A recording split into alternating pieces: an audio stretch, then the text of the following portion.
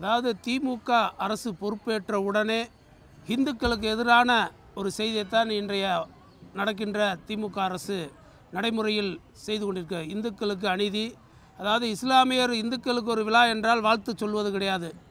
இஸ்லாமியர்களுக்கும் கிறிஸ்தவர்களுக்கும் கிறிஸ்துமஸுக்கும் வாழ்த்து இன்றைய முதல்வர் ஸ்டாலின் அவர்கள் வாழ்த்து சொல்கிறாங்க.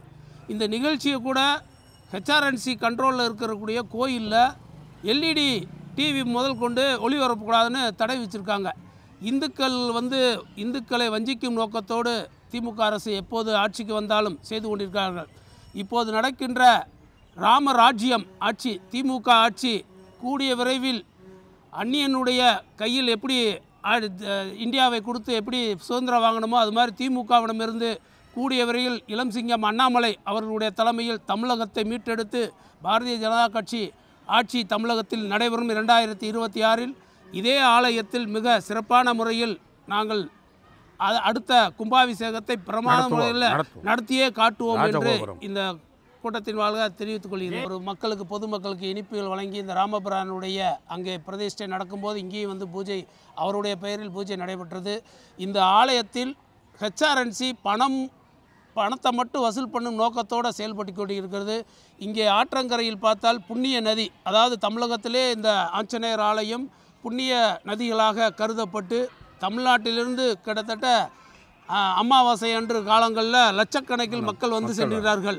இதில் துணியெல்லாம் கழட்டி போடுறாங்க. அதற்காக முறையான பராமரிப்புலாம் கிடையாது. இதில் ஹெச்ஆர்என்சி அதிக கவனங்கள் செலுத்த வேண்டும். வருமானத்தை மட்டும் அரசு எடுத்துக்கொண்டு இந்துக்களுடைய பணத்தை சுரண்டும் நோக்கத்தோடு ஆலயத்திலே ஆலயத்தை விட்டு முதல்ல திமுக அரசு வெளியேற்றப்படும். அந்த காலம் கூடிய விரைவில் மாநிலத்தினுடைய தலைவர் அண்ணாமலை தலைமையில் தமிழகத்திலே பாரதிய ஜனதா கட்சி ஆட்சி நடக்கும்.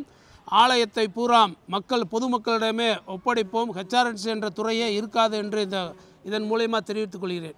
இந்த இடத்துல ஒரு ரோடு போடணும், பாலம் போடணும் என்பதற்காக அன்றைக்கு நான் சட்டமன்ற உறுப்பினராக இருந்தேன் அந்த 2004. அப்பொழுது இங்கே கண்டிப்பாக ஒரு பாலத்தை அமைக்க வேண்டும் என்பதற்காக நாங்கள் திட்டத்தை பொதுப்பணித்துறை அமைச்சர் இடத்துல கேட்டபொழுது 8 கோடி 10 கோடிக்கு பட்ஜெட்டில் ஒதுக்க முடியாது, நபார்டில் வாங்கலாம்.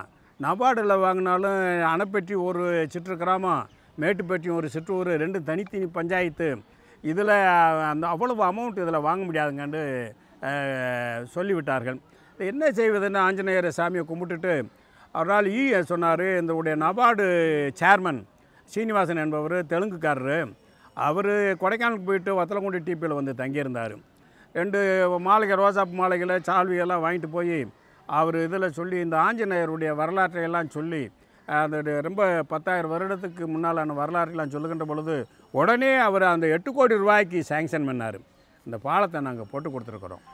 எங்களுடைய ஆட்சி காலத்தை போட்டுக்கிறோம். இன்னும் எங்கள் ஆட்சி பாரதிய ஜனதா கட்சி ஆட்சி வரணும், இதில் ராசகோபுரம் கட்டணும்னு நாங்கள்லாம் உண்மையிலேயே அண்ணாமலைஜிக்கிட்டையும் மோடிஜிக்கிட்டையும் அம்மா நம்முடைய நிதியமைச்சர் நிர்மலா சீதாராமன் அம்மா அவர்களிடத்தில் நாங்கள் எடுத்து சொல்லியிருக்கிறோம். அந்த நல்ல தருணம் வரும், இந்த ஆஞ்சநேயர் சாமி எங்களுக்கு அருள்பாலிப்பார்.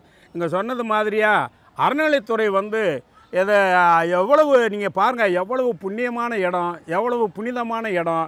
இந்த இடத்துல நாங்கள் வேண்டிக்கிட்டோம்னா கண்டிப்பாக அது நடக்குமுங்க. அப்படிப்பட்ட ஒரு புண்ணியமான இடத்த அறநிலையத்துறை உதாசீனப்படுத்துகிறார்கள் என்பதை நான் இந்த நேரத்திலே அதை வன்மையாக அந்த அறநிலையத்துறை நான் கண்டிக்கிறேன்.